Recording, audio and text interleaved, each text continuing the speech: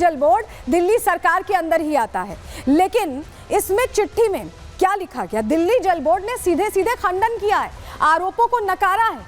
ये हम आपको जो दिखा रहे हैं ये फैक्चुअली इनकरेक्ट है, ये बात कही गई है दिल्ली जल बोर्ड की तरफ से। ये हम आपको एक पूरा पैरा हाईलाइट करके दिखा रहे हैं। इसमें बोला क्या है दिल्ली जल बोर्ड ने, जवाब क्या दिया है, चलिए डिटेल अब आपके सामने रखते हैं, आपको बताते हैं। दरअसल केजरीवाल के आरोपों पर दिल्ली जल बोर्ड ने इसे नकारते हुए एक पूरी क्लैरिटी यहां पर दी है। डीजीपी के सीईओ ने, दिल्ली जल बोर्ड के सीईओ ने मुख्य सचिव को चिट्ठी लिखी और केजरीवाल के जो आरोप हैं उन्हें बेबुनियाद बताया है, गलत बताया है। यमुना में अमोनिया पर केजरीवाल का बयान पूरी तरह से गलत है, दिल्ली जल बोर्ड ये कह रहा है।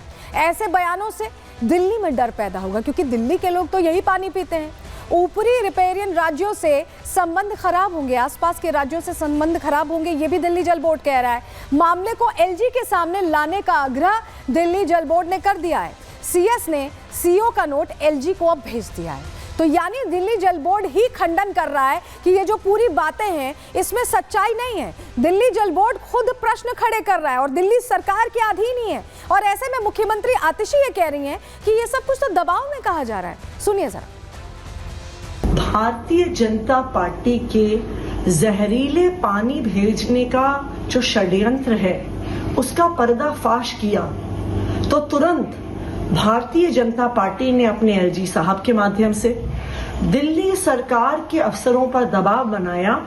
भारतीय जनता पार्टी इतना गिर गई है कि चुनाव हार रहे हैं, उस बौखलाहट में अब दिल्ली वालों को जहरीला पानी देना चाहते हैं और उसके बाद अफसरों पे दबाव बना रहे हैं। देखिए, दबाव बनाने की बात यहां आतिशी कह रही हैं, लेकिन बीजेपी, क्योंकि हरियाणा को लेकर टारगेट किया गया, हरियाणा में बीजेपी की सरकार है और चुनावों में सीधी जंग भी भारतीय जनता पार्टी से है। ऐसे में भारतीय जनता पार्टी ने प्रश्न खड़े किए इस पूरे घटनाक्रम को लेकर। केजरीवाल के आरोपों पर बीजेपी आग बबूला होती दिखाई दी। जहरीले जल के आरोपों को भारतीय जनता पार्टी ने शर्मनाक बताया है। हरियाणा को बदनाम करने की कोशिश भी इसे भारतीय जनता पार्टी बता रही है। बीजेपी को दिल्ली जल बोर्ड की चिट्ठी को पोस्ट करते हुए यह प्रश्न पूछा है। बीजेपी बोली कि हार के डर से क्या अरविंद केजरीवाल बौखला गए जो इस तरह की बयानबाजी कर रहे हैं। केजरीवाल के चेहरे पर निराशा झलक रही है, भी भारतीय जनता पार्टी कह रही है। और दिल्ली का माहौल खराब कर रहे हैं अरविंद केजरीवाल, ये भी बड़े आरोप लगा रही है, क्योंकि जनता कहीं ना कहीं इस तरह के दावों के बाद चिंतित है कि क्या वाकई ऐसा हो रहा है, क्या वाकई इस तरह से हरियाणा की तरफ से पानी खराब किया जा रहा है। सवाल भारतीय जनता पार्टी भी ऐसे में पूछ रही है। सुनिए जरा बीजेपी के बड़े चेहरे क्या बोल रहे हैं इस पर। केजरीवाल जी ने यमुना जी में पानी में जहर को लेकर जिस तरह की बात की है वह यह दर्शाता है कि अपनी हार को साफ सामने देखकर आम आदमी पार्टी और केजरीवाल जी किस निचले और छिछले स्तर की राजनीति पर आ गए। आपने कहा कि आपके अधिकारियों ने उसे रोक लिया। यह कोई चुल्लू का पानी नहीं है जो हाथ से रोक लिया गया। दूसरे राज्य के लिए कह रहे हैं कि पानी में जहर मिला करके दिल्ली के लोगों को मौत के घाट में उतारने की साजिश हो रही है। और आप कंपैरिजन भी देखिए, अमेरिका ने जिस प्रकार से एटम बॉम्ब डाला था जापान के ऊपर, हिरोशिमा और नागासाकी के ऊपर, उनका कहना है कि हरियाणा ठीक उसी प्रकार दिल्ली के लोगों को जहर दे के मारना चाहती है। आश्चर्य होता है, कहां से ये सोच आती है। इस प्रकार से अरविंद केजरीवाल लोगों को कब तक बेवकूफ बनाएंगे। आतिशी को मालूम है वो हार रही है, सौरभ भारद्वाज को मालूम है वो हार रहा है, अरविंद केजरीवाल को मालूम है वो हार रहे हैं। इसलिए ये जो मर्जी बोल सकते हैं, जितना मर्जी झूठ बोल सकते हैं, ये केवल उनके अंदर में डर बिठा रहा है। 11 साल इनको झूठे वायदे करता रहा, कोई काम नहीं किया। आज जब उसको मालूम है कि वो चुनाव हार रहा है तो वो जो है और ज्यादा झूठ बोलने लग गया। अब क्योंकि आम आदमी पार्टी ने चिट्ठी चुनाव आयोग को दी और मिलने का वक्त मांगा, लेकिन चिट्ठी आने के बाद चुनाव आयोग भी एक्टिव हो गया है, प्रश्न पूछे गए। चलिए जानकारी आपको दे रहे हैं चुनाव आयोग कैसे एक्टिव हुआ है। दरअसल आपके आरोपों पर दिल्ली चुनाव आयोग ने एक्शन लेना शुरू कर दिया है। ईसी ने हरियाणा की सैनी सरकार से इस पर जवाब तलब किया है। यमुना नदी में अमोनिया पर रिपोर्ट अब देगी हरियाणा सरकार। हरियाणा के सीएम सैनी का ऐसे में आम आदमी पार्टी पर पलटवार भी सामने आया। ये कहा कि आरोप लगाकर भागना केजरीवाल की आदत है और सैनी ने केजरीवाल से जहरीले जल पर सबूत भी मांग लिया कि किस बिना पर इतनी बड़ी बातें कर रहे हैं अरविंद केजरीवाल।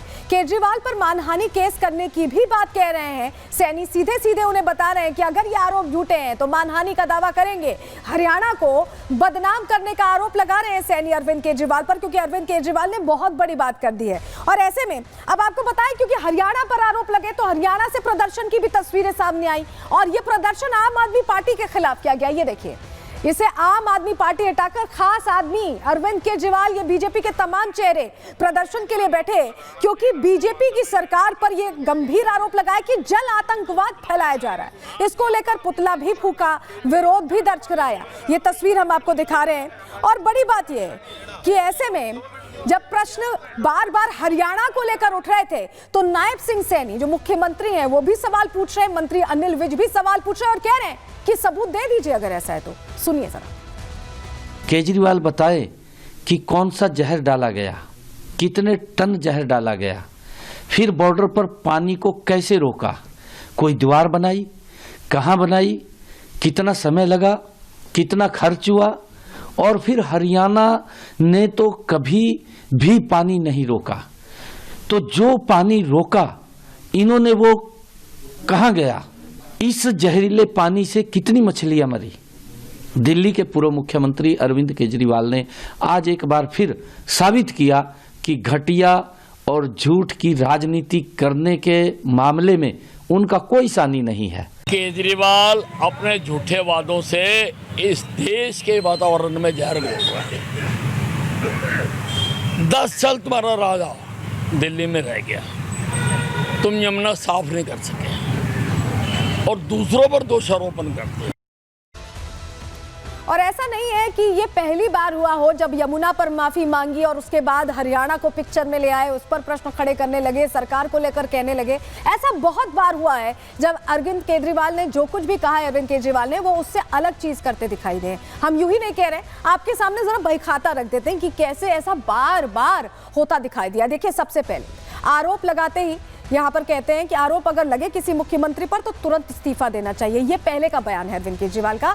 लेकिन क्या हुआ, जब अपने शराब घोटाले के मामले में वो सवालों के घेरे में आए तो जेल में रहकर उन्होंने सरकार चलाई। पहले सिटिंग सीएम थे जो कि जेल के अंदर थे।